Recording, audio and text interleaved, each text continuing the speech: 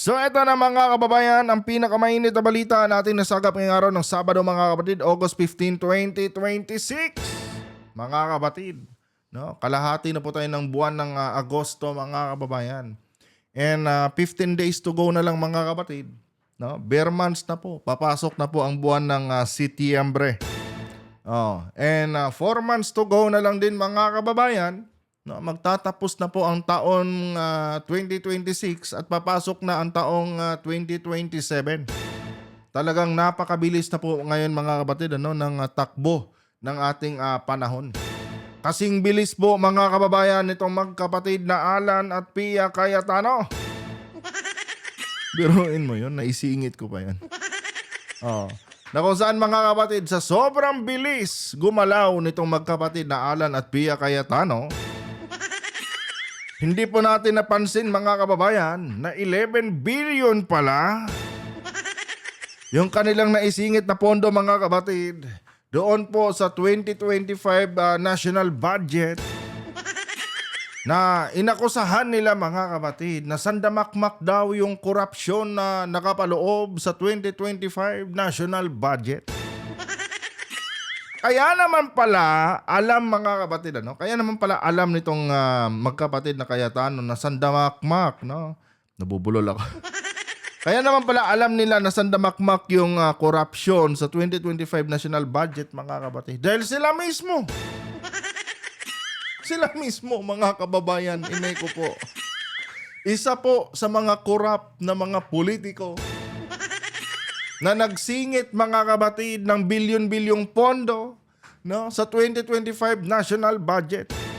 Eto mga kababayan basta na lang po isiningit ito. Hindi po ito dumaan mga kapatid sa plenary session ng Senado. Hindi po nila nadepensahan ito mga kababayan sa plenary session ng Senado. Wala pong batas na inamyendahan dito mga kapatid. Isiningit lang nila ito mga kababayan. No, noong malapit na pong ma-finalize ang 2025 national budget. Talagang napakabilis mga kapatid. Sobrang bilis po ng mga galawan nila. At sobrang bilis po ng mga pangyayari. Kaya tayo mga kababayan, wala talaga tayong alam. At ito po ang ating pag-uusapan ngayon mga kapatid sa bidyong ito. Disclaimer lang mga kababayan, lahat po ng aking sasabihin dito ay personal ko lamang na opinyon at reaksyon sa balita na ating tatalakayin ngayon. Hindi ko po kayo hinihikayat na paniwalaan mga kabatid. No, lahat po ng aking sinasabi dito dahil baka yung iba kong sasabihin dito ay mali-mali na po. Ayaw ko pong madamay kayo mga kababayan at hindi ko rin po ginawa itong video na ito, no, para linlangin kayo or paniwalain kayo sa aking mga sinasabi. Kung agree kayo, good. Pag hindi naman, feel free to dislike this video mga kapatid.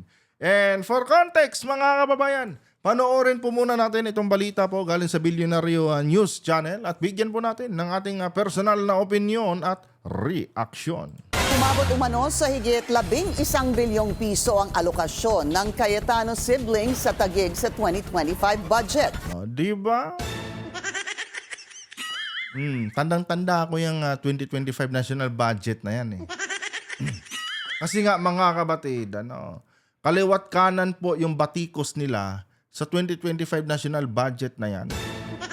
At isa na nga dyan mga kabatid sa nanguna sa pagbatikos ay ito pong kagrupo ni Sara Duterte at ni Digong na si Vic Rodriguez at si Ungab. Sila talaga yung tawag nito, nag-hype niyan mga kababayan. Hindi umano, sandamakmak daw yung korupsyon na nakapaloob sa 2025 national budget. Sandamakmak daw yung mga insertion. Yun pala mga kababayan, yung kagrupo nilang magkapatid na Cayetano. Diba? Meron palang 11 billion na naisingit din doon sa 2025 national budget. Pero mga kabatid hindi po yan binulgar ni Vic Rodriguez at ni Ungab. Hindi nila binulgar yan. Naging selective lang sila mga kababayan. Dapat managot din sila Vic Rodriguez dito At itong si Ungab Kasi nga mga kabatid, No? Hindi ako naniniwala na hindi nila alam. No? Hindi ako naniniwala mga kababayan na hindi nila nakita itong mga insertion ng magkapatid na Cayetano. 'Di ba? Grabe kasi yung ginawa nilang kritisismo mga kapatid sa 2025 national budget. Talagang pinagpipilitan nilang idiin si Pangulong Marcos doon. Dahil si PBBM nga daw ang pumirma. Oh. Tapos malaman-laman natin ngayon mga kababayan, ito pa lang si Cayetano at si Pia Cayetano, isa pala mga kapatid, no, sa nakinabang doon sa 2025 national budget. Oh, sana lang i-call out mga kapatid ng Billionaire News Channel itong si Ungab at si Vic Rodriguez. Dahil ang dami nilang alam eh. Oh, talagang napaikot nila mga kababayan yung taong bayan. Oh, tapos ngayon nagsinungaling pala sila. Pati pala kagrupo nila na Cayetano siblings. Isa din pala doon mga kababayan sa nakiray doon sa 2025 national budget.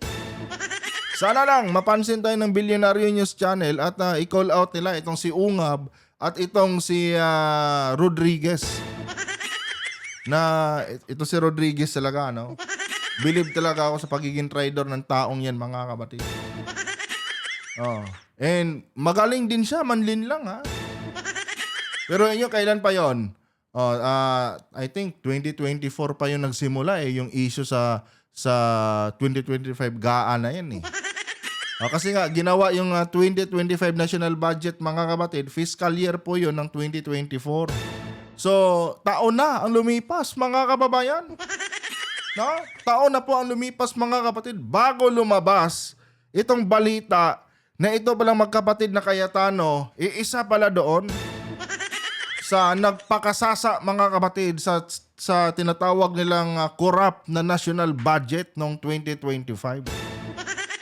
Galing buti na lang magaling din itong si Senator Ping Lacson. Tuloy. Piso ang alokasyon ng Cayetano siblings sa Taguig sa 2025 budget. Saan naman kaya napunta ang pera? Narito ang agenda report ni Hannah T. Eto mga kapatid, pakinggan nyo mabuti, no? Para malaman nyo kung saan napunta yung 11 billion na yan. Eto. Humantong daw sa illegal na reclamation na nagbalat kayo o nag-disguise bilang slow protection at flood mitigation projects ang umano'y individual allocations sa 2025 national budget ng Cayetano siblings.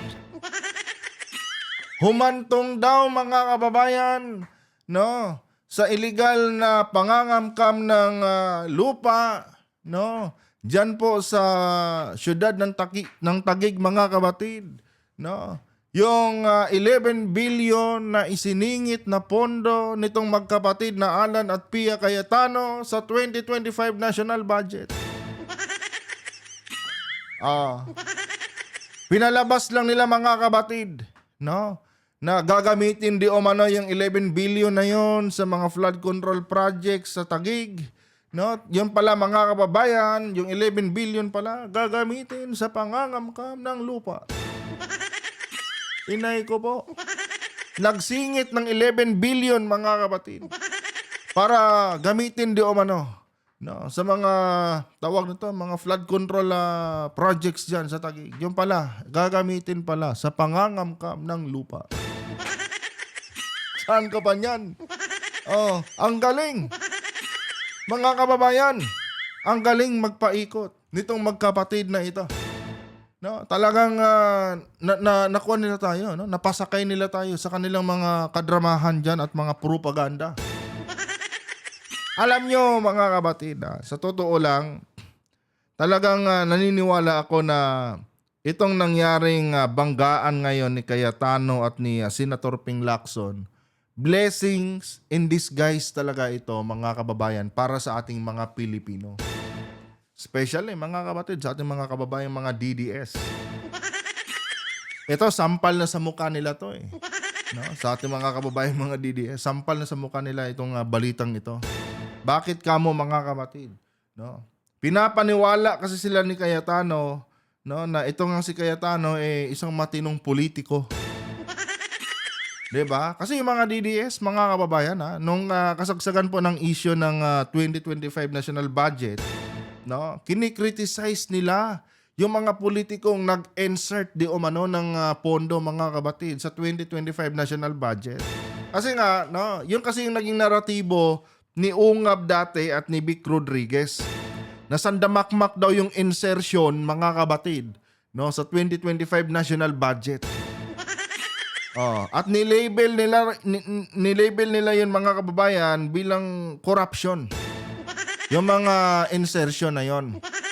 And ito din sila Cayetano, isa din ito sa tumuligsa, mga kabatid, sa 2025 national budget. Biruin nyo kung paano nila pinaikot, no, yung mga DDS. Lahat ng sinasabi nila, mga kababayan, nag-a-agree ang mga DDS. Yung pala, mga kababayan, no, ang hindi alam ng mga DDS, ito palang si Cayetano na isa sa mga tumuligsa doon sa 2025 national budget. Isa din pala sa nakinabang, mga kapatid. Kaya ang nangyayari ngayon, parang kinakain ng mga DDS yung kanilang mga suka. Di ba? Sabi ng mga DDS dati, sumpain daw yung mga politikong nag-insertion.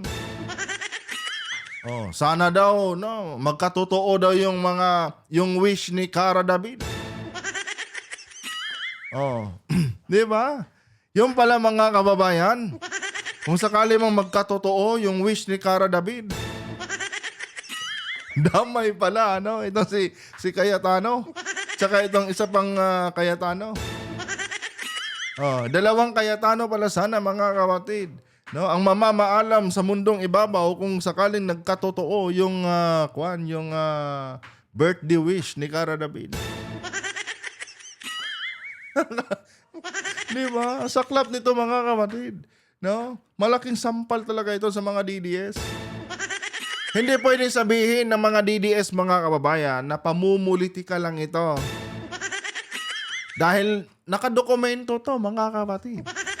No? Nakadokumento po itong insertion ng magkapatid na Pia at Alan Peter Cayetano. Na kung saan, yung sinasabi nila doon, kaya daw nagsingit sila para gamitin daw sa mga flood control projects. Yung 11 billion, Diyos ko, ginamit pala sa illegal na pangangamkam ng lupa. My goodness, mga kapatid. Bilang slow protection at flood mitigation Ulitin natin. Ay, individuals. Humantong daw sa illegal na reclamation na nagbalat kayo o nag-disguise bilang slow protection at flood mitigation projects ang umano'y individual allocations sa 2025 national budget ng Cayetano siblings. Kabilang daw dito ang nasa 6.79 billion pesos para kay Senate Minority Leader Alan Peter Cayetano at 4.7 billion para naman kay Senator Pia Cayetano sa Taguig City. Biruin nyo. 6.7 kay Cayetano, no? 4 billion mahigit yung kay Pia Cayetano. Equals 11 billion, mga kapatid. At lahat ng yon, no, para daw sa syudad ng Taguig. Alam niyo, mga kababayan, no, kaya pabor ako sa anti-dynasty bill, mga kapatid, no. Dahil itong magkapatid na Cayetano na ito yung perfect example, mga kapatid, no, sa political dynasty. Biruin niyo, mga kapatid, no, parehong magkapatid, 'di ba? Inabuso yung pondo ng ng gobyerno. Parehas sila, mga kababayan, no. Iisang lugar lang yung kanilang tinutukoy, mga kapatid, doon sa kanilang insertion. Diba? Doble kita. Paldo, kumbaga, mga kababayan. Sa tingin nyo, aabot ng 11 billion yan, mga kababayan, kung wala itong isang Cayetano? Siyempre, hindi. Nadoble yan, mga kapatid, dahil dalawa kasi ang nagre-represent. Political dynasty. Di ba? Political dynasty. Kaya nagkaroon ng 11 billion ang Taguig, mga kabatid, na kung saan hindi naman naramdaman yan ng mga taga-Taguig. Kaya nakasingit sila ng 11 billion, no, para sa syudad ng Taguig dahil dalawa kasi silang nagmamaniobra. Oh, tapos mga kababayan, ano?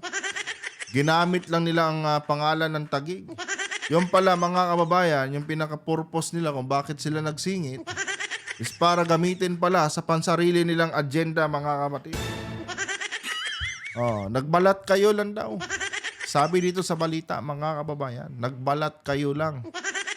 Oh, pinalabas lang nila, mga kapatid, na para daw sa syudad ng Taguig. Yun pala, gagamitin lang sa pangangamkam ng lupa. Inay ko pa. Wala pang tugon dito sa ngayon ang magkapatid. Siyempre.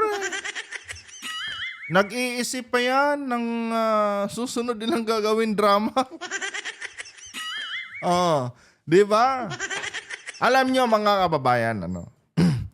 Mas lumilinaw na talaga sa akin ngayon, mga kapatid, kung bakit noong naging Senate President itong si Alan Peter Cayetano, ibinigay kaagad niya kay Pia Cayetano ang posisyon bilang chairman ng Blue Ribbon Committee. Diba? Mas lalong luminaw ngayon. Dahil mga kababayan, no, lumabas na rin itong balita na hindi lang pala si Alan Peter Cayetano ang may naisingit na pondo noong 2025 national budget, pati pala itong si Pia Cayetano. So, para hindi sila mabuking, mga kapatid, no, ibinigay ni Cayetano kay Pia Cayetano, mga kababayan, yung tawag dito, yung committee ng Blue Ribbon. Nang sa ganon, yun na nga, para makontrol nila, mga kapatid, yung investigasyon ng Blue Ribbon Committee hearing, no, patungkol dito sa sa mga flood control projects. Kasi nga, mga kababayan, ano, sa nakikita ko po talaga, mga kapatid, gusto nilang paikutin ang kwento doon lang sa salaysay ng 18 cargadores. Na ngayon po ay 14 na lang. No? Doon talaga nila isisentro yung investigasyon, mga kapatid, sa Blue Ribbon. Oh. Kasi nga, mga kapatid, ano, kung sakali lang na ibinigay ni Cayetano sa ibang kasamahan nila yung chairmanship ng Blue Ribbon Committee hearing, may chance, mga kababayan, no, na lumihis doon sa mga revelasyon ko ng 18 cargadores, yung magiging takbo ng investigasyon ng Blue Ribbon Committee. Malaki ang chance. Kaya itong si Alan Peter Cayetano, no, noong naihalal siya bilang Senate President, no, sinigurado kaagad niya ang Blue Ribbon Committee na yung hahawak dyan is yung kayang pagtakpan yung kanilang mga baho dyan sa Taguig. Oh. At ang nakikita niyang pwedeng gumanap nun, mga kababayan, is itong ang kapatid niya na si Pia Cayetano. Siguro sabi ni Alan, ate, kailangan galingan mo, ha. Baka kasi parehas tayong masunog. Oh. Tapos, ang kinuha pa nilang co-chairman, mga kapatid, is si Marcoleta. Oh. So, doon pa lang, kitang-kita na natin, mga kababayan, na manipulated yung Blue Ribbon Committee, no, under Senate President Alan Peter Cayetano. Kasi panigurado talaga, mga kababayan, ano, hindi na talaga mapag-uusapan ito. 'Di ba? Hindi na talaga mapag-uusapan itong mga katarantaduhan nilang ginawa, mga kapatid, ano, sa 2025 national budget.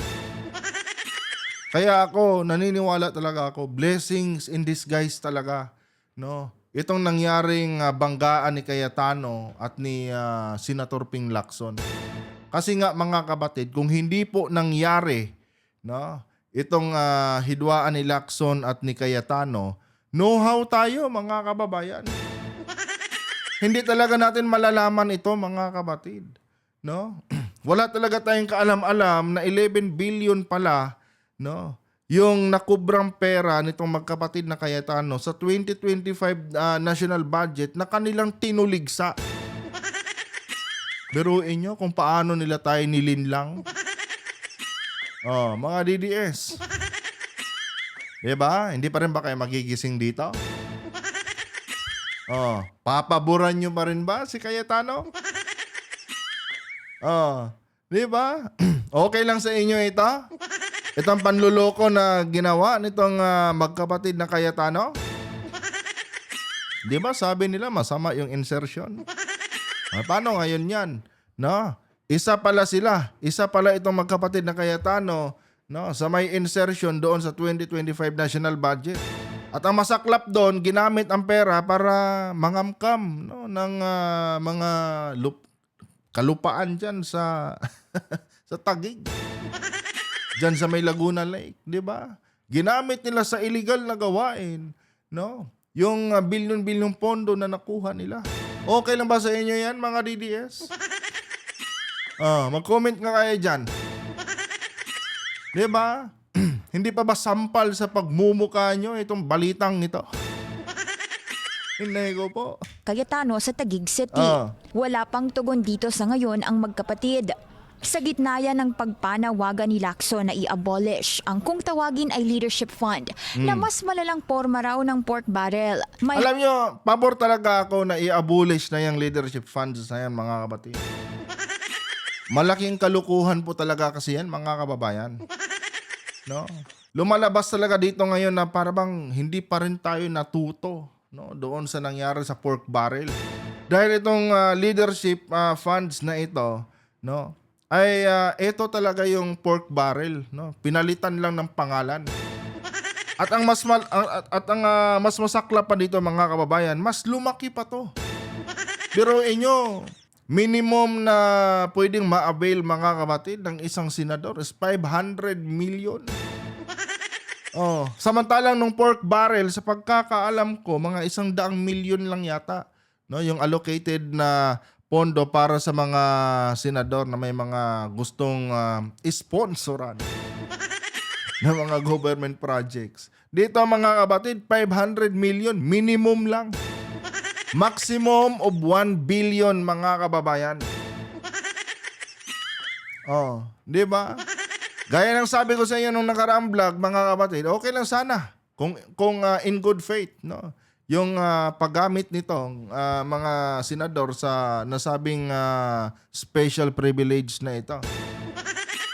Yung problema, hindi eh.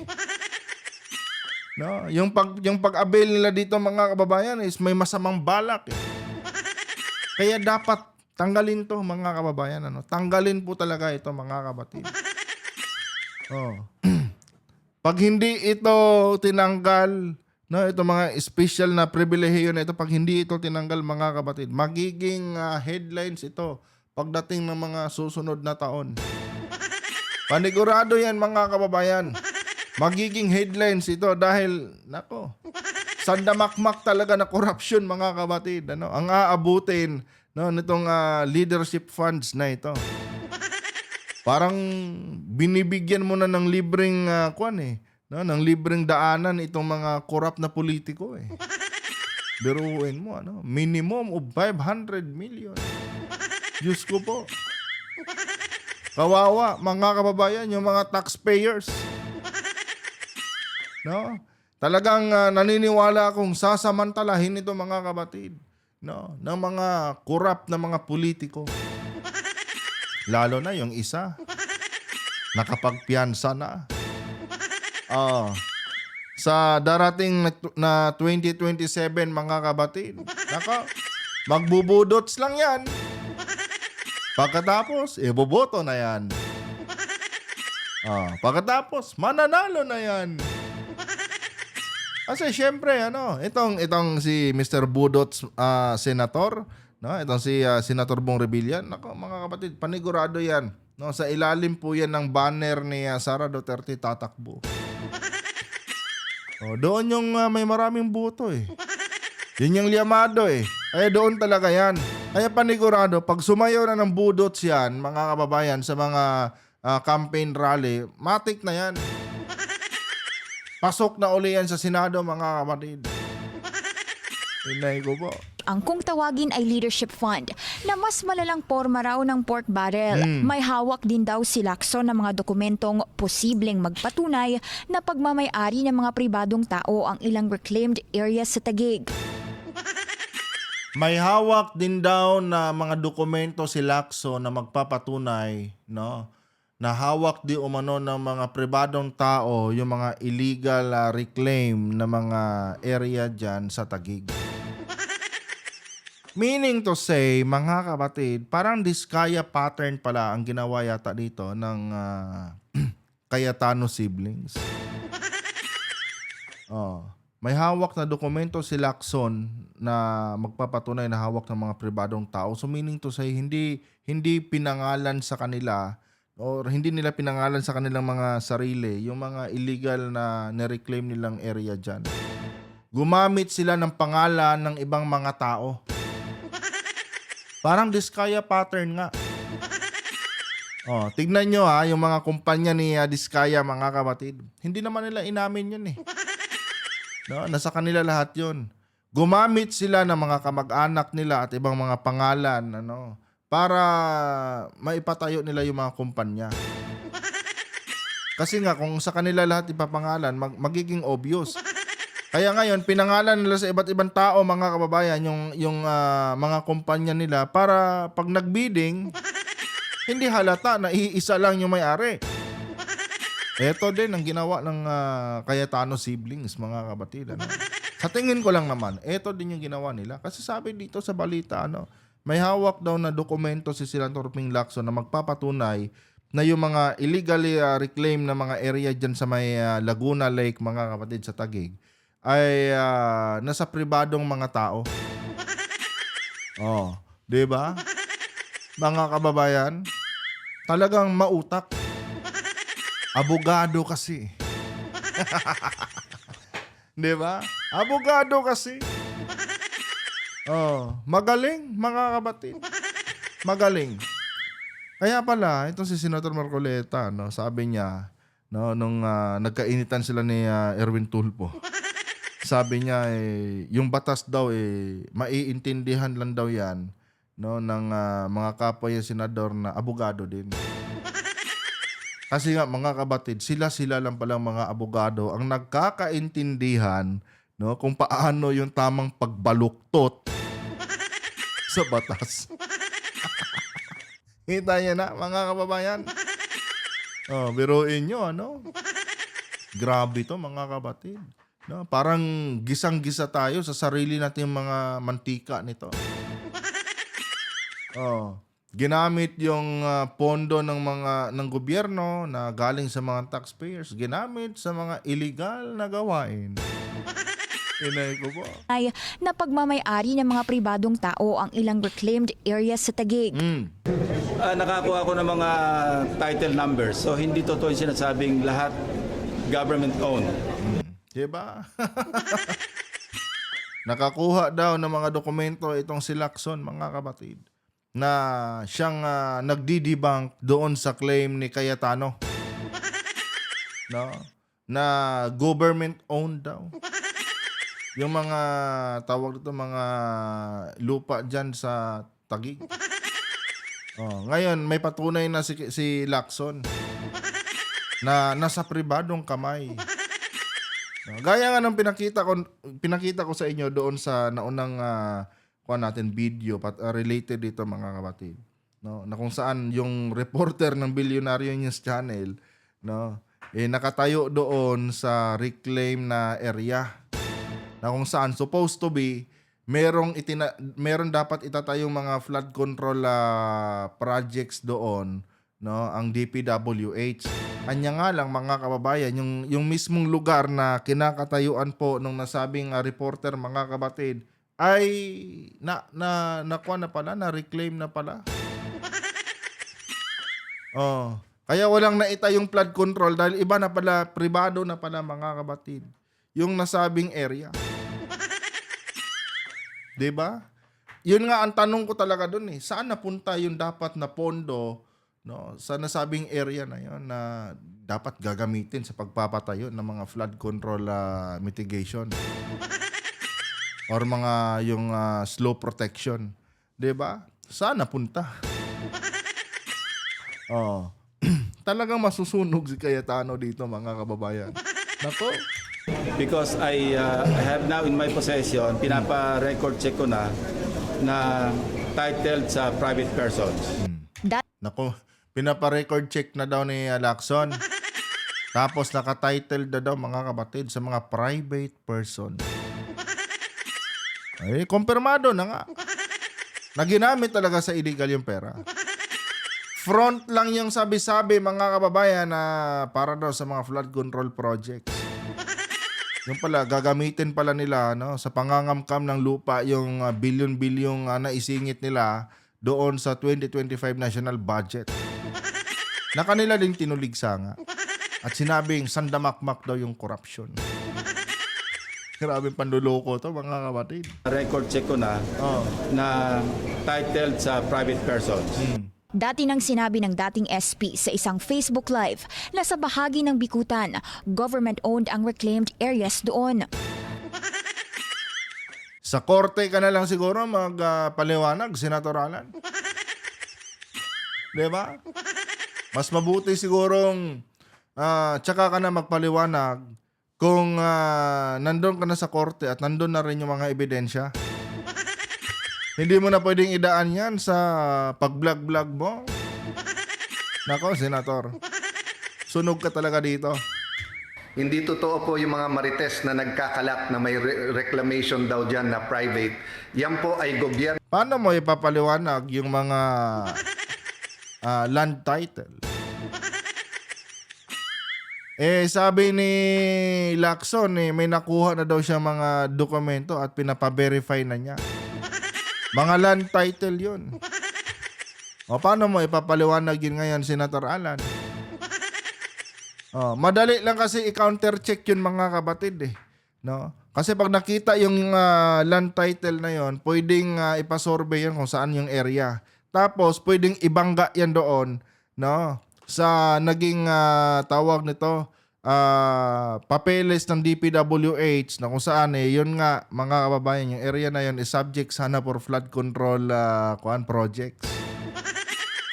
Pwede kasi matrace yun kasi nakadokumentado din yung yung proyekto ng DPWH, nakadocument yun at nakikita din talaga doon kung saan yung yung projects, saan yung subject area. Ngayon pag pinagbangga yun, mga kabatid, no, yung area na dapat tatayuan ng flood control projects ng DPWH versus dito, no, sa mga land title, pag nagbangga yun ngayon at pasok na pasok doon, pasok na rin sa selda itong si Cayetano. Di ba? Ganun lang yan yung counter check eh. Pasok na rin sa selda si Cayetano talaga. Kaya kung ako sa iyo, Senator Alan, tsaka ka na magpaliwanag. Pag nandun na lahat. Kasi mahirap yung kwento mo lang yan eh. Di ba? Siyempre sa kwento mo, talagang panalo ka dyan. Bida ka dyan eh. Sa korte, no, doon talaga natin malalaman kung bida ka pa rin ba doon. Kasi may ebidensya eh. Tsaka huwag ka mag-alala. Makulong ka man.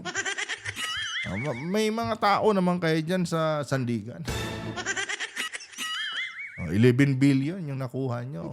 So, kayang-kaya nyo magbayad ng mga magagaling na abogado. Don't you worry, Senator Alan. Na nagkakalat na may reclamation daw dyan na private. Yan po ay gobyerno lahat at yan po ay ginawang series of parks. Kwento mo yan eh. Iba't iba pong mga mga parks na para lahat sa tao na libre po ang mga... Baka nga siguro, sige, sabihin natin, no, na tama yung argumento mo. Baka may certain portion lang kayo na iniwan. No? At ibinigay nyo, pinaganda nyo, nang sa ganon kahit paano may makikita ang mga taga-Taguig na magandang pasyalan. Diba? Diyos ko. Anticipated na rin namin yung mga ganyan diskarte, Senator Alan. Oh. Siyempre, yun yung pang-bait nyo eh. Oh. 'Di ba? Tingnan niyo mga kapatid, ginagamit na naman niya ngayon dito yung kanilang mga residente diyan sa Taguig. 'Di ba? Meron daw silang dinevelop diyan na libreng pasyalan. Kala niya siguro ganun kakitid yung utak ng mga kababayan. Senator Alan, iba mag-isip ang mga DDS sa aming mga matitinong mga Pilipino. Kung yung mga DDS siguro, mapapasakay mo, diyan sa mga panlilin lang ninyo. Well, kami hindi. Hindi kami ganun kababaw mag-isip, Senator. Come on. Paggagamit nila, Private man o government-owned, kung wala namang permit, illegal ito, sabi ni Tama.